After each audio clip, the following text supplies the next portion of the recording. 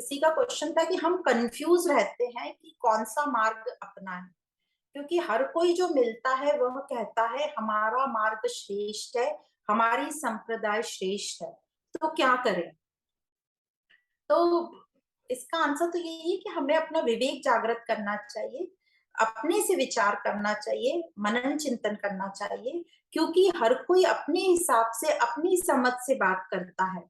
जिसे सिर्फ अपना मार्ग ही पता है, अपनी संप्रदाय ही पता है, तो वो सिर्फ उतना ही जानेगा और उसी को अच्छा बोलेगा। तो ये है सीमित ज्ञान। तो एक्चुअली तो शास्त्र कहते हैं कि कोई भी मार्ग, कोई भी संप्रदाय कम अच्छा या कम श्रेष्ठ नहीं होता। तो इससे याद आता है कि जो मधुशाला है हरिवंश राय बच्चन जी की, वह भी यही कहती है कि मदिरा जाने को घर से चलता है पीने वाला, किस पथ से जाऊं असमंजस में है वह भोला भाला। अलग अलग पथ बतलाते सब, पर मैं यह कहता हूँ बतलाता हूँ, रहा पकड़ तू एक चला चल पा जाएगा मधुशाला। तो ये तो ये कविता से हम समझ ही रहे हैं, पर एक दृष्टांत है जिससे हम बहुत अच्छी तरह समझ जाएंगे कि कैसे हमारा सीमित ज्ञान रहता है या पूर्ण ज्ञान न होने के कारण हमको ये गलत धारणाएं आ जाती हैं। तो दृष्टांत कुछ इस प्रकार है कि एक गांव में सभी अंधे थे, देख नहीं सकते थे, तो बहुत ही शांति से हिल मिलकर खुशी से रहते थे। पर एक दिन उस गांव में एक महावत जा रहा था। महावत मतलब जो हाथी को देखता है, हाथी की देखभाल करता है। तो वो महावत हाथी के ऊपर बैठ के जा रहा था। तो जो ये अंधे लोग थे उन्होंने उससे पूछ लिया कि तुम कहाँ जा रहे हो और किसको लेकर जा रहे हो। तो महावत ने कहा कि मैं हाथी को लेकर जा रहा हूँ। तो सभी अंधे लोग बोलने लगे कि हम हाथी को देखना चाहते हैं। तो महावत ने कहा तुम सब तो अंधे हो। तो वो सभी बोले कि हम अपने हाथ से उसको देख लेंगे। तो महावत ने कहा ठीक है। तो महावत ने उस हाथी को नीचे बैठा दिया और सभी अंधों ने अपने हाथ से उस हाथी को टच करके, स्पर्श करके समझने की कोशिश की। कुछ ने पैरों को टच किया, कुछ ने कानों को, कुछ ने सूंड को, कुछ ने पूंछ को और कुछ ने पीठ को। और ऐसा करके कुछ देर बाद जब सबका देखना हो गया, तब महावत चला गया और बोला मैं 4 दिन बाद आऊंगा, फिर बताना कि कैसा था ये हाथी।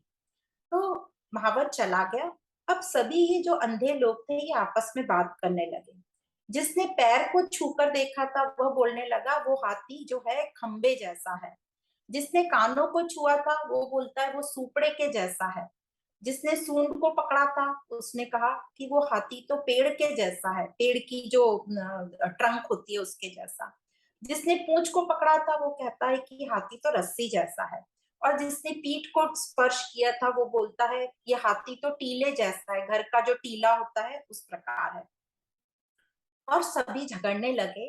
हर एक बोलने लगा, मतलब ग्रुप बन गए, जिसने पैर को छुआ था, जिसने सूंड को छुआ था। और सभी आपस में झगड़ने लगे सब ग्रुप की हमारा हमारा जो हमने बोला है वो ठीक है, हमने बोला है वो ठीक है। तो इस प्रकार ग्रुप बन गए, दल बन गए और इसी प्रकार हमारी संप्रदाय बन जाती है। तो झगड़ा शुरू क्यों हुआ? ये झगड़ा शुरू इसलिए हुआ अंधेपन के कारण। तो झगड़े का कारण है दृष्टिहीनता, मतलब दृष्टि का ना होना। तो कारण जब हमें पता चल जाता है कि दृष्टिहीनता है तो हमें उसका ही इलाज करना चाहिए। तो आगे इसमें क्या होता है, कुछ देर बाद यह जो सभी अंधे लोग थे, उनमें से कुछ लोग जो थे अंधे, वो उस दिन जब महावत वहां से जा रहा था तो गांव में नहीं थे। तो जब वो लौट कर आए तो उन्होंने देखा कि हमारे मित्रगण सभी झगड़ रहे थे। कोई कुछ बोल रहा था, कोई कुछ बोल रहा था, पर आज तक ऐसा इस गांव में कभी नहीं हुआ। तो उन्होंने पूछा क्या हो गया, तो सब बताने लगे कि हम सही है, हम सही है, हाथी ऐसा होता है, हाथी ऐसा होता है। तो वो अंधे लोग बोलने लगे कि अब इसका न्याय कैसे किया जाए। 4 दिन बीत गए थे और अभी तक तो हमारे गांव में शांति थी, पर अब दल बन गए हैं, तो दलदल में सब फंस गए हैं।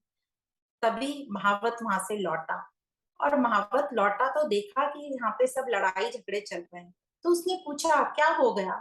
तो सबने बताया कि भाई हम लोग सब कह रहे हैं कि हमने जो हाथी को देखा वही सही है। तो महावत ने कहा ठीक है, सब एक एक करके मुझे बताओ कि किसको क्या लगता है। तो जिस दल ने पैर को छुआ था वो बोलने लगा कि हाथी खंबे जैसा है। तो हाँ, महावत ने कहा बिल्कुल हाँ ठीक है, वैसा ही है, वैसा भी है। फिर जिसने कान को छुआ था, जिस ग्रुप ने, वो बोलने लगा हाथी तो सुपड़े जैसा है। तो महावत बोला हाँ वैसा भी है।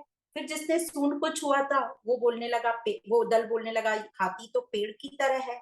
तो महावत बोला वैसा भी है।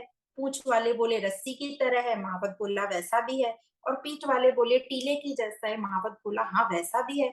तो अंधे लोग सब वो जो बोलने लगे, आप तो सभी को ठीक बोल रहे हो, तो क्या बहुत सारे हाथी लेकर आए हो? तो महावत ने बोला नहीं नहीं, हाथी तो एक ही है। आप सब कुछ कुछ ठीक हो, पर पूर्ण रूप से ठीक नहीं हो। जिसके हाथ में जो आया, उसने उसी को पूर्ण समझ लिया और वही अपनी धारणा बना ली।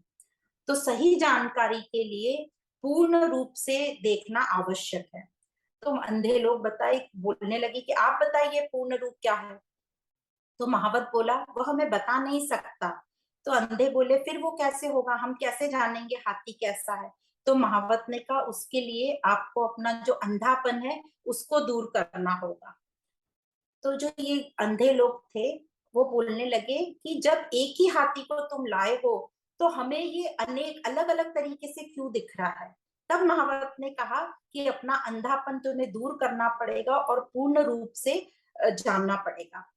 तो इन्होंने कहा, महावत ने कहा जब तुम्हारा अंधापन दूर होगा, तभी तुम्हें अनेकता में एकता दिखाई देगी। और जब अंधापन दूर होगा तब, और अंधापन दूर नहीं होगा तो तुम्हें एक ही विभाजित लगेगा, जिसकी जितनी सीमा होगी वह उतना ही देखता रहेगा।